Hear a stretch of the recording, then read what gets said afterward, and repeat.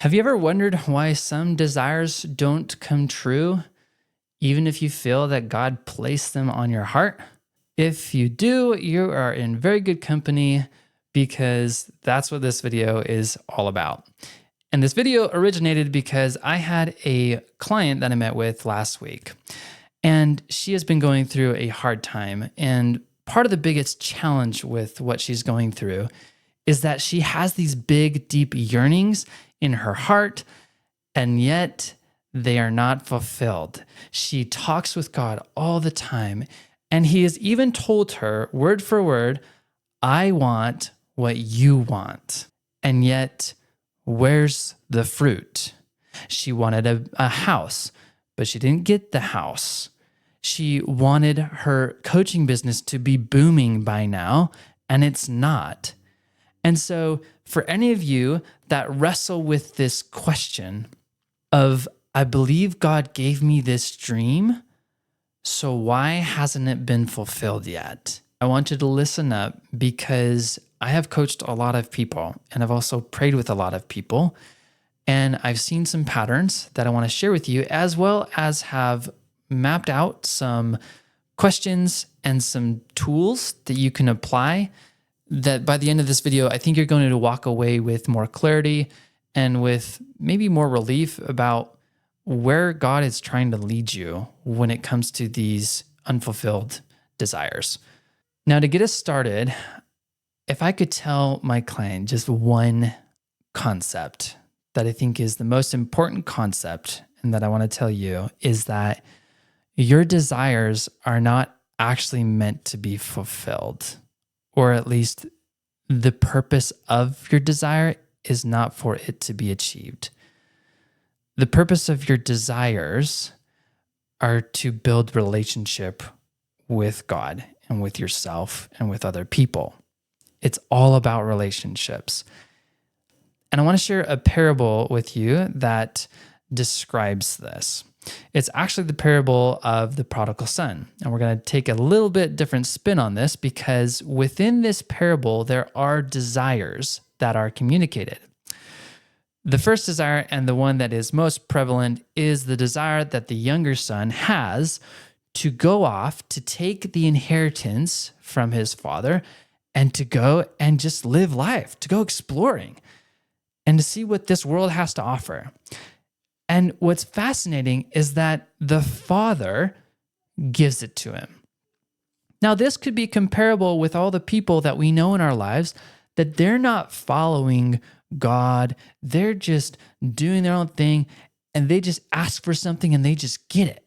It seems like things just work out for them. And our mind loves to compare with these people and loves to judge ourselves when things aren't working out, thinking that there must be something wrong with me because everyone else seems to be having all their dreams met, all their desires met. And so here we have the older son that might be thinking those things, and we have the younger son. He fulfills his desires, right? And when he goes off, we know that he spends all of his savings, all this money that he's received on riotous living with harlots or whatever, parties. You imagine what he might be spending it on. All that we know is that he runs out of money. And not only that, but no one comes to his aid. He is essentially left empty. Now, I have a friend who chased money in his life and in his career. And he told me recently, he's just like, Tyson, it's not worth it. Because if I could go back, I would choose to pursue family over money. I would choose differently. And we've heard those same kinds of stories. Now, for me, in a way, I was chasing money for a time. When I first started my coaching business, I was coaching all around time management, and I was actually very successful. I was able to generate over $100,000 in 9 months. And I was on the trajectory of still going in that path until something stopped me. And I'll get to the rest of the story. But when our desires are on the things of the world, oftentimes what we're left with is a sense of emptiness. So I want you to just pay attention to what you're feeling when it comes to your pursuit of the desires and whether or not you feel empty inside. So that's a good indication of, okay, we're discerning a little bit on these desires. Now, what's interesting too is that when the younger son comes back, his desire has shifted. His desire is no longer to be a son. His desire is to be a servant for his father because he doesn't feel worthy of deserving anything above that. He feels so guilty for pursuing the things of the world, for doing all this stuff. And when he comes back, though, once again, the father surprises us because instead of saying, yes, you will be my servant, he ignores that request entirely. He ignores that desire and instead gives him identity. He put on him a new robe, he put on him new shoes, and he gave him a ring. And so it's just, you're not going to be my servant, you are my son. And this is what I'm restoring you to, is your identity. It does me no good to treat you as a servant. So as much as your desire is noble and great, you want to be a servant, you just want to do whatever I tell you to do, that's not what I'm here to do. I'm here to restore you to who you really are, and then you will naturally do what you've been meant to do. Now, let's go to the older son. The older son really comes in the picture when all of a sudden he hears a party going on because they've killed the fatted calf for the younger son, and he's angry. Angry because here his younger brother has squandered the inheritance, and then instead of being punished, he gets celebrated. And so he feels like something's been stolen from him. His father comes out, they have a conversation. He says to his father, look, these many years I have served you, and I have never neglected or disobeyed your command, yet you have never given me so much as a young goat, so that I can celebrate with my friends. Now, the father's response to the older son is also quite interesting. He says, son, you are always with me, and everything that is mine will be yours.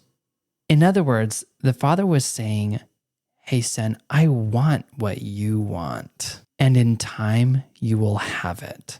But in order to restore all of us into relationship, your younger brother needed to be celebrated and restored to who he really was. And you, I needed to remind you of who you really are and what blessings are in store for you and the truth that I am always with you. To continue my story in my coaching business, after the success and the emptiness that came alongside it, I knew that I needed to shift. And I did. I ended up shifting into coaching Christian men on habits and time management. And honestly, I was actually confused about what I wanted to offer. And there didn't seem to be any kind of traction that I was getting. I couldn't quite nail the offer, couldn't quite nail the marketing piece of it. And in my efforts, I got lost again in the world, but the way I got lost was a little bit different.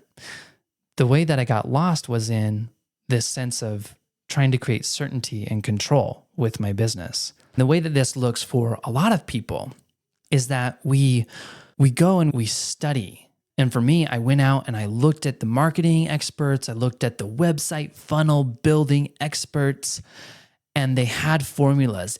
And the thing about these formulas is that some you are guided to, and that the Lord is inviting you to apply. Others are just you trying to control this life and being sold a measure of confidence in a certain step-by-step formula so that you can create the success that you're wanting in life.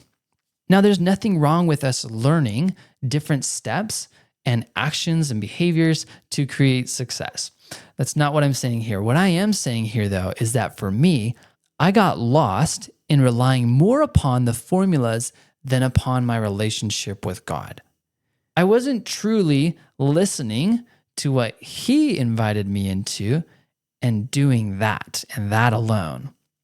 I was just trying to figure this life out. And I think in large part for many of my business owning friends or those that are trying to build businesses, we do a lot of that. That's not something to shame yourself over. It's just something to catch yourself in and to recognize, am I doing this action because God invited me into doing it? Or am I doing this action because I've been sold that this is the formula for success? So that's just a quick side note question for you to ask yourself. Over my time in my coaching business, because it has taken different shapes, I went from coaching on time management to coaching Christian men to coaching on business to coaching on identity. And now I would say I am now a coach on helping you to be able to hear God and to build a conversational relationship with Him so that you can experience more freedom from fear, more freedom from shame, and to just be more alive with life. That is what I offer. That is something that everyone who joins the Receive experience, that's what you come into, a community of people who are just striving to live a life of listening. It's just my belief that if I am in constant listening with God, that He's going to make my life better. And that has just been my experience of life, that it has been so much better, that I have been more free, and that I am now, over my 7 years of having a coaching business, am experiencing more growth. Not growth that was based upon what the world wanted, but growth that's based upon what the Lord calls me as my identity and what He's leading me into, which is so much more energizing. It's like with our kids, with my kids who are now 10, 7, and 2, my 10 and 7-year-old girls, I know them in some ways better than they know themselves. I know that if I could get my 7-year-old into a cooking class, a baking class, she would be over the moon ecstatic. It would naturally fit within her talents and her abilities and her personality. My other daughter, she doesn't like tumbling, but I know that she would do well in something like Zumba or karate even, because that's just who she is and what I know about her. And so just like that, God knows things about you that you may not fully see and that you don't fully understand. And so my friend, my client that I was talking to last week, something that she struggles with is this sense of, if I give into what God is inviting me into, it feels like it's not my will now. It's God's will, and it's almost like a control measure. It's like God's not going to give me success until I bend to His will. And I just want to highlight that you can create success anytime, no matter where you are, no matter what you're doing. You just go and apply the formulas of the world. If you really want it, you can go create it. Just like any human can go, and if you spent 5 hours a day practicing piano, you would get better. If you spent 5 hours a day working on learning how to invest, working on making money, you would be able to do it. Why? Because that's how our brains are designed. They work that way. You learn things, you apply yourself to skills, and then you're able to do things in different ways. That being said, you can choose at any time to go your own way, and you can learn things, and God has beautiful lessons in store for you in that path. Or what you can also do is you can choose to partner with God in every area of your life and see what He has in store for you. All that I know is that in my experience, the more I listen to what God is inviting me into, the more I'm energized by the things that He's inviting me to do. The Lord invited me to write a book, so I wrote a book over the past year. And then He invited me into YouTube, and this has been so energizing for me. And it's been so fun to do all these things. Are there hard times still? Yes. Are there things that I maybe wish I could delegate to someone else? Yes. But I do feel more alive right now. I do feel like I am experiencing growth in what I'm doing versus in the past where I didn't really feel like there was that alignment. I didn't really feel like there was this sense of connection. So wherever you are right now, I just want to let you know that in my experience, you are going to be better served by just listening to what God's inviting you to do and doing it. as simple as that might sound, a lot of the things, and I know even for my client who will likely be listening to this, is that I know that you have things the Lord has invited you to do that you haven't done. I know that He's invited you to talk to certain people or to change your niche or to do different things in your business that you probably haven't done. And so my question is okay, can you give God your fears? And this is what a lot of what I do with people is helping people to relieve those fears so that they can live into the invitation. They can just walk into it, knowing that God's going to be there.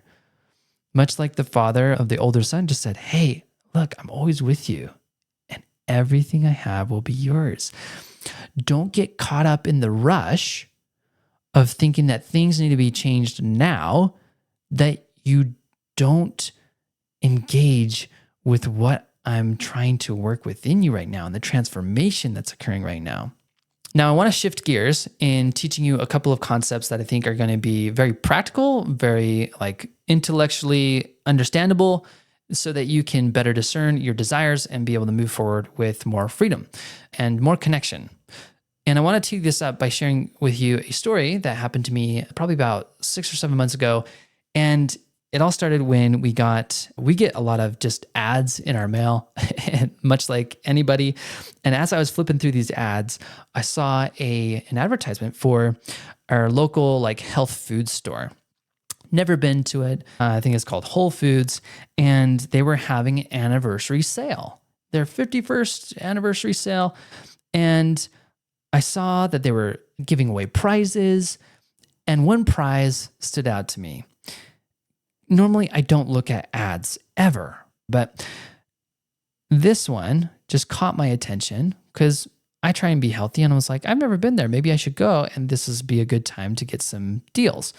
But I saw this, what's called a Ninja Creamy. And essentially what it does, it's this appliance that takes frozen things and turns it into ice cream. So my wife and I in the past had been talking about what do we do with all of our frozen peaches from our peach tree. This was one of the solutions. It's like a $300 appliance. It would be nothing I would ever buy for myself. But I thought to myself, as I looked at that ad, that's for me. I want that. I'm going to apply for this raffle and I'm going to get that. It was so interesting because there seemed to be a spiritual knowing component to it. I know that might sound weird for many of you that have those impressions that maybe this is really for me. This actually happened to me when I started out on my journey of coaching in general. I was in this leadership class in my Master's of Human Resources program, and there was a guest speaker, and she was an executive coach. And when she was speaking about what she did, I remember I was sitting on the back row. I looked and I was listening, and all I knew, I was just like, that's it. That's for me. Coaching. That's the skill I want to learn. It's the skill that's for me. That's what I've always wanted to do. It just felt like this knowing. And so I go to the Whole Foods market and I buy something so that I can get entered into the raffle. I do all the things to enter the raffle. I didn't know when they were going to announce it. I figured it was going to be a day or two after. I don't hear anything. I had pretty much given up on the idea that I was going to win this. And I was okay with that. See, part of the problem that we also have with our desires is that we attach ourselves to them and we say, unless this happens, unless I get this result, then I'm going to be upset. And a lot of times too, we attach ourselves to how things ought to go. So we have this expectation of, here's what needs to happen. I'm going to enter it. And then my brain says, yep, once I enter it, the day after, I'm going to receive it. But that's not ever how things go. It's just, I'm going to create this video and it's going to go viral and everything's going to work out. That's just our brain creating a story, an expectation. If we attach ourselves to it and say that this must happen and it doesn't, then we're left frustrated and disconnected. So I go, it doesn't happen like I expected to. Instead, almost like 5 days go by. And then finally, I just get this random voicemail that says, hey, I'm the manager at Whole Foods Market and you have won the Creamy. And I'm like, I was actually surprised, but I was like, oh my goodness, it worked. Like, this is so amazing. And it was super fun. It really was. And we won it. I went there. I took a picture. It was like, this is the first raffle I've ever really won in my entire life. And so it's not like these things happen all, but the difference that I want to highlight here is the difference between something that I pursue versus a inner knowing. Okay. So I'll demonstrate it for you in displaying two models, because the way in which life works is that we have thoughts, they create feelings, and those feelings drive our actions, and those actions produce results.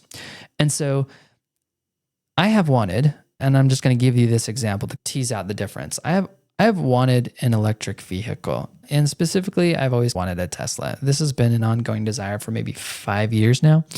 And so I can have the thought, I want a Tesla. Now that thought, that sentence, literally creates chemicals and feelings. And for me, that thought, I want a Tesla, creates a feeling of desire. And when I act from that feeling of desire, I might do things. Usually when I act from a place of desire, the things I do are things like I earn money, I work hard, I do the things that the world would teach as the formula for being able to get the car. And I just figure out all the ways in which I can bring this Tesla into my life. Now, if I increase my desire, I'm going to do more things. But because I don't often think about it like that, and I don't have it on my mind constantly, I don't have the vision board with the Tesla on it. So because it's not on my mind, I'm not necessarily doing the things that would create that. And that's fine with me. What's interesting is I haven't necessarily felt compelled to do so, even though my wife and I only have one vehicle. And sometimes I'm getting rides from people. You might think, wow, wouldn't you want another car? And wouldn't that?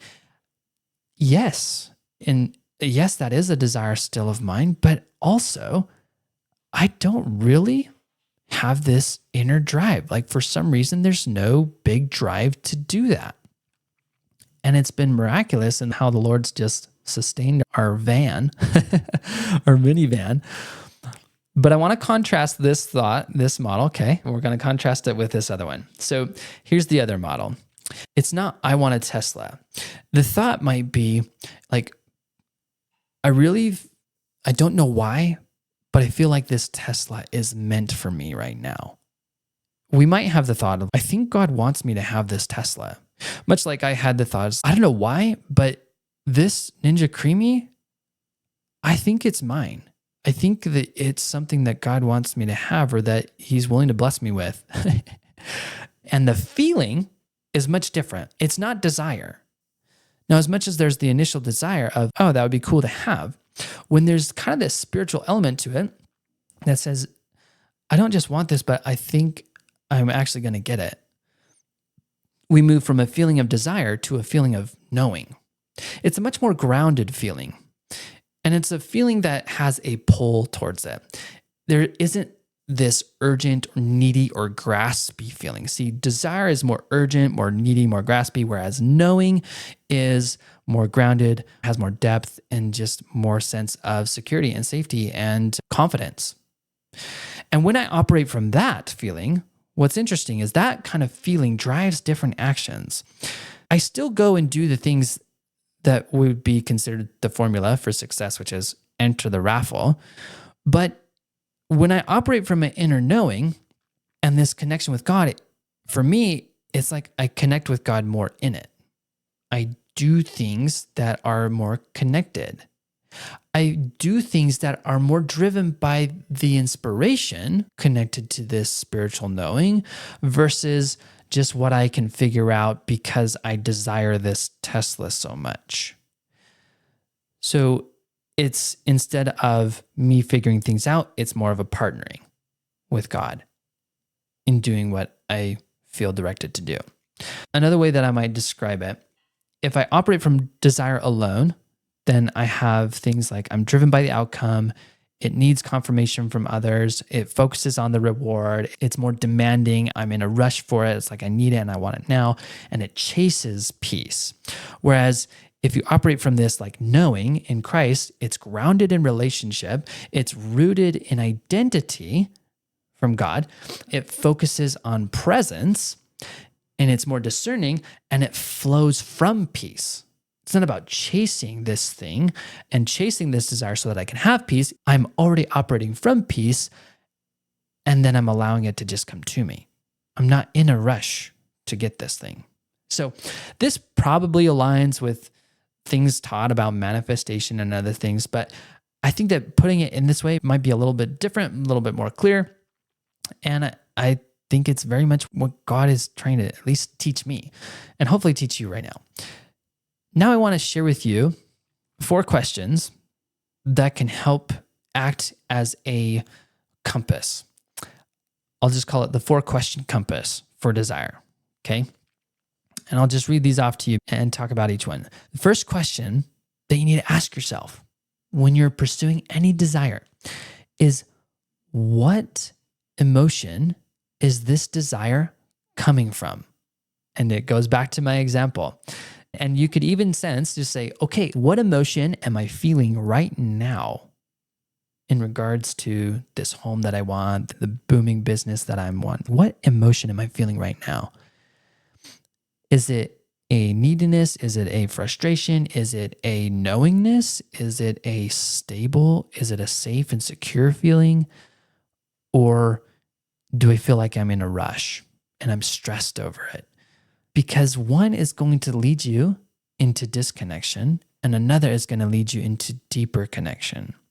So that's the first question I would ask. If you're not in a place of peace right now, like even in this moment, as you consider your desires, then that is your invitation to talk with God. The purpose of your desire is to build further relationship with Jesus Christ. The purpose of any emotion is to deepen your relationship, especially the negative ones. So whatever you're experiencing right now, the purpose of you feeling that is to start a conversation. It's, Lord, this is what I'm feeling. And this is what I think about you. This is what I think about me in this whole scenario. I feel like I'm not worth anything. I feel like there's something wrong with me because I can't seem to make this work. And I feel like you've abandoned me. And I think that you don't truly care about me because what I see out in the world is everyone else getting the prizes and I don't get the prize. So what gives? Now, the second question that you can ask is, am I using this desire to change the way I feel or what I think about myself?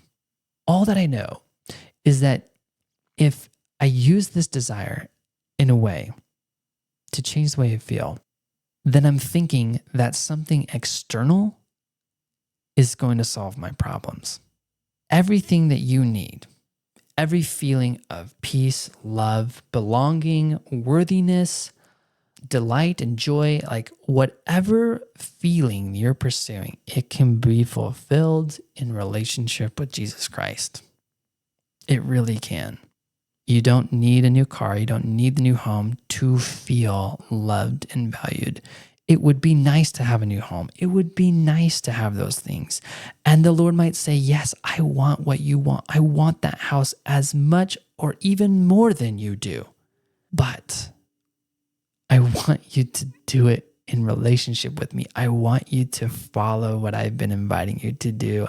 And let's have fun along the way.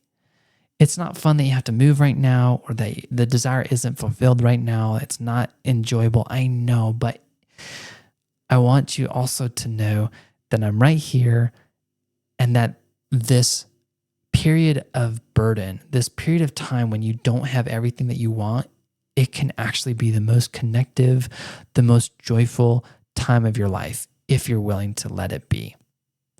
Because you can either argue with what is and get frustrated. You can either yearn, let that heart's yearning actually be something that takes you away from me because you don't have what you really want and you think that I ought to give it to you now and you can blame me, or you can just be in this place of relationship knowing that I love you so much and that we can have fun today and tomorrow and the next day and we can be in relationship the whole time. And this has been my journey, is seeking to have that kind of relationship. And if you've watched any of my interviews with other people, some of them have that. And it just so excites me. And it's something that I am working towards, and it's something that I am experiencing in large parts, more now than I ever had in the past. So if you want that kind of life and you want to join in on that, then come join the Receive Academy. This is a free community where you can learn and develop with other like-minded people. We're all just trying to do it. Okay. Here's the third question. The third question is this: how does this desire make me treat God? Is this just about me pleading for something?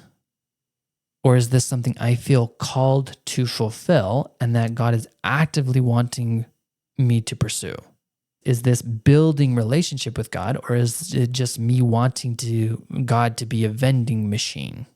See, a lot of our desires, we're just asking for things. And a lot of the times when I was originally just in a place of prayer, or for most of my life, I would just ask God for things and I wouldn't get them.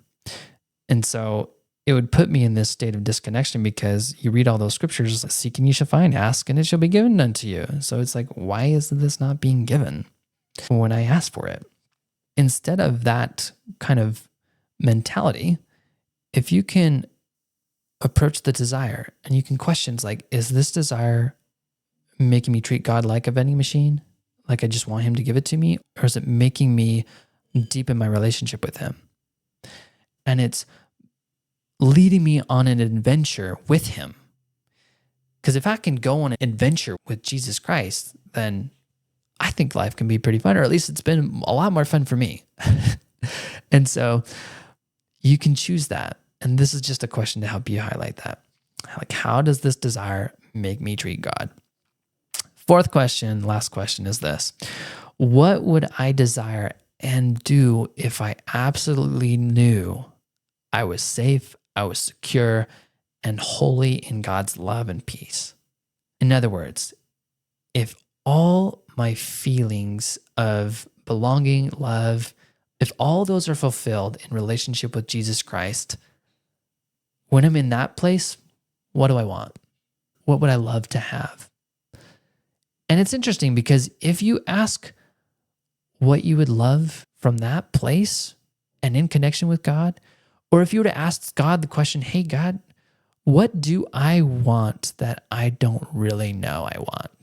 What would lead me into the most joy, the most peace, the most delightful relationship with you?